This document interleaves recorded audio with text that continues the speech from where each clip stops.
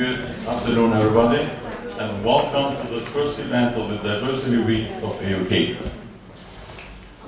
We have been planning this, we have been discussing this for quite some time now, and I'm very glad to have people who are so committed to diversity that have put their time to really making this possible. I would like to start thanking Edona Maloko, who is lecturer here at AUK, who has done a great work to really come to this day and to really do this week. That we are looking forward to enjoying it. We will have a lot of works of art, and I'm really looking forward to that because I've never been good in art during my education, so I'm really looking forward to learn something.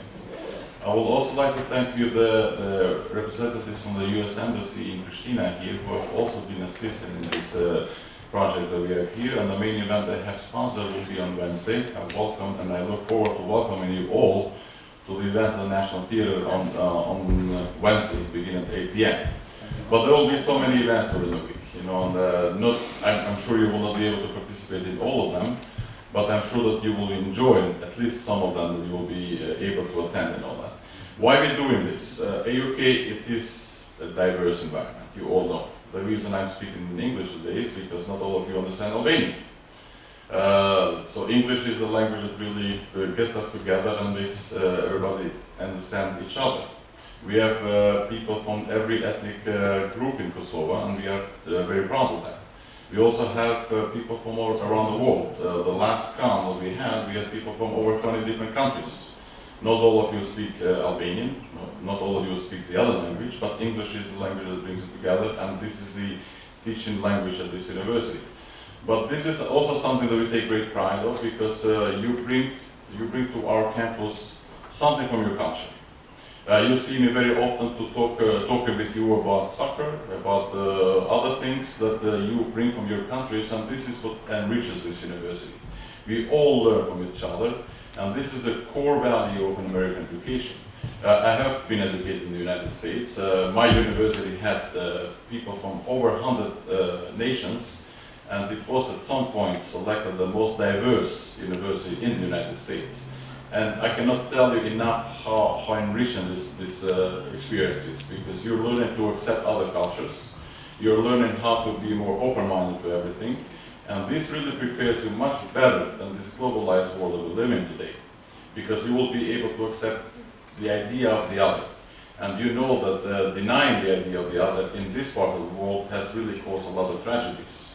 I always tell the story of having been grown up with the Serb and the Turk next door to me, and speaking the three languages, which is enriching. But at some point, you know, during the night, this kind of friendship or this kind of living together, culture really broke, and we all know what we had to go through. We want to avoid that to happen in the future, because we know better. How we're going to know better is by learning better. Learning better is living in an environment that is accepted, and we are doing here at the AUK. AUK is this oasis that it's an example of how Kosovo should be.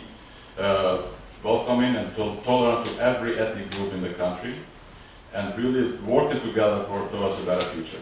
I know we can do it, other parts of the world have done it, and we are no less better than the other parts of the world, and I know we will do it. So we will start this week of events of diversity with the presentation from our contemporary artist, and the title of this presentation will be "Time to Go, No Visa Required." Visa requirements have been a topic of discussion for quite some time in Kosovo. Unfortunately, Kosovo and you from Kosovo are not allowed to go to most countries in the world without a visa. And what does visa required means for an artist? We will hear more from Heta, who is from Station, I guess, that's the only, and he will give a presentation from his works and the way he sees things on this topic.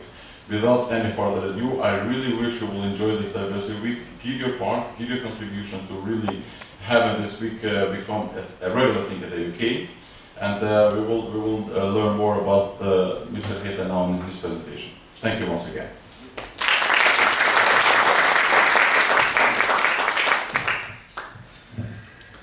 I will continue in English, so that we are diverse in a way. I'm really happy to be here. Actually, I should to thank Nita. We were discussing and talking about doing a presentation here for quite some time, and I look forward to the discussion. I will try to be as precise as possible in presenting the works, and then let's see what happens. Basically, I was invited to present works that I do or did as an artist, but also projects that I, let's say,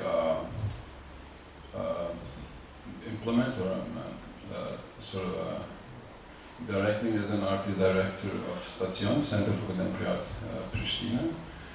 And we selected basically three works. One of the works is an intervention on British Airways billboards that I did in 2003.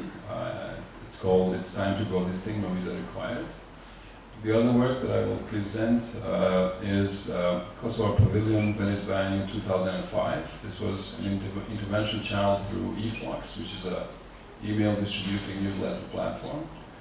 And I will be showing images of a work by Jens Hanning, a Danish artist that we invited in Station to do two projects which we found important for our context. I will use internet, so I'll go up and walk a little bit as I talk. I don't know if you hear me without a mic, or do you have like a moving... We have a wireless. Moving is a good word, but... Otherwise, last night I was at this wedding, so it was very interesting. I still have the tunes of not so diverse music, you know. So I have that in my head and I'll try to talk about it.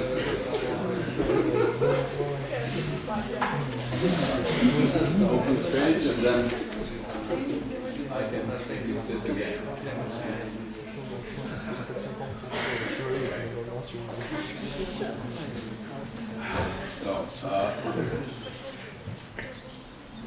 I never thought that in 2011 we would still be in a situation where we still discuss visas, to be frank with you. This was 2003, during the summer, and during the summer the situation with visa becomes even a bit more complicated, because even people that can afford are not willing to go outside to emigrate, but they just wish to go for a holiday somewhere. They are stuck with this long procedures and queues in front of embassies. Even then, so we had only few options where we could go to a holiday. So you could go to Montenegro and Albania. And for a lot of us, I mean, that's not enough, basically. There was not enough options, even in terms of holiday. And during that time, British Airways, which had entered the market just recently, introduced this campaign which said, it's time to go visiting, basically. And it's not that only I saw the campaign, which was totally ignoring the context, the reality with what people were faced with every day. But at that time, it was pretty complicated to do anything against, or not even use the word against, but to do anything that was coming from, let's say, companies associated with governments which somehow sponsored the liberation of Kosovo. So it was a bit tricky, and I had some experience of intervention even before, but in this case I was pretty calculating what would be the outcomes of it, you know. And at some point I was even ready to, if they put me to trial after I do what I wanted to do, I was ready, preparing for the consequences in a way.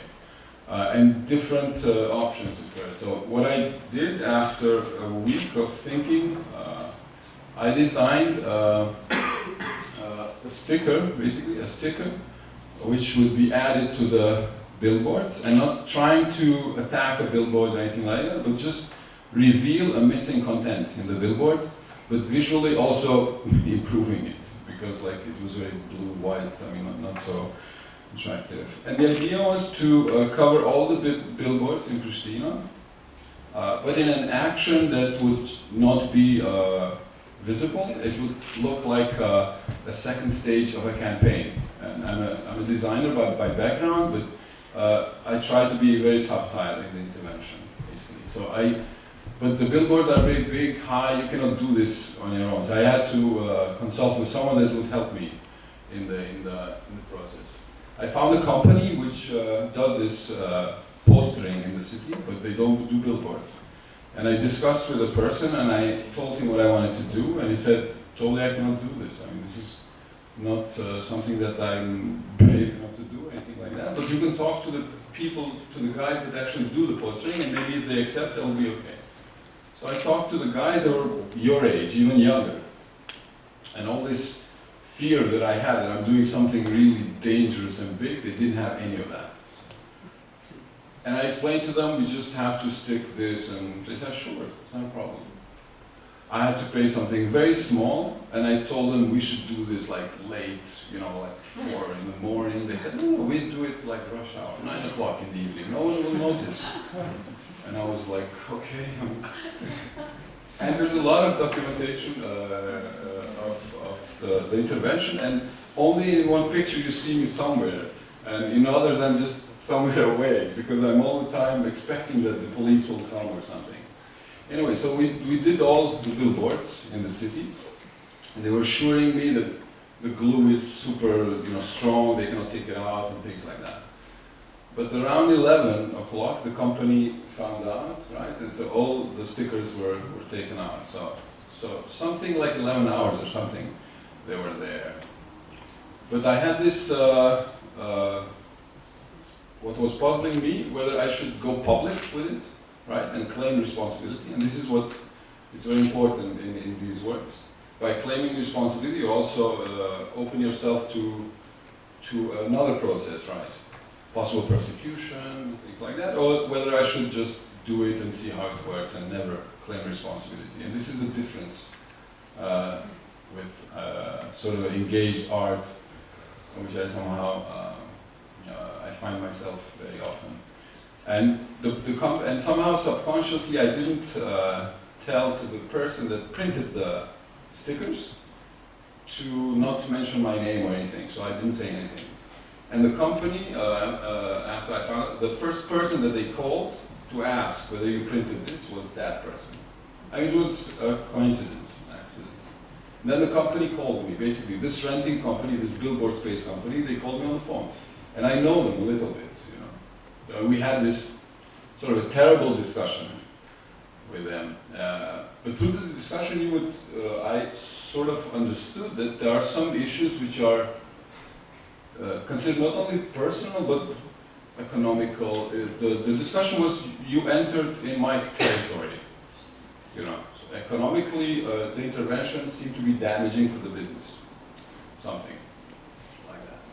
And a lot of things also happened after with British Airways and semi-childish messages that I was receiving from British Council, British Embassy, and things like that. So I'm still sort of tagged.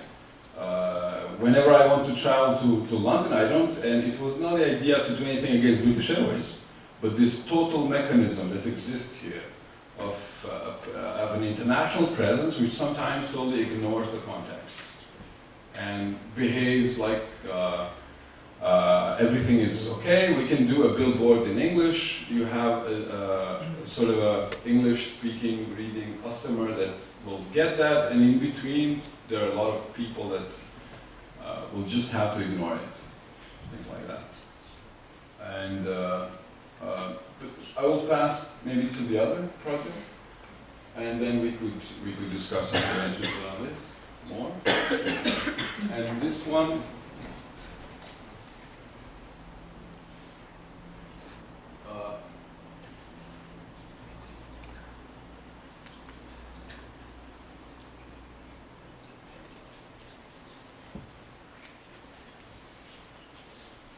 And this one is a sort of continuation of a project that I did at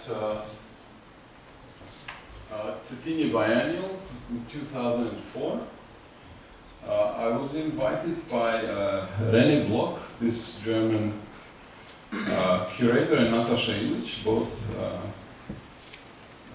Natascha Illich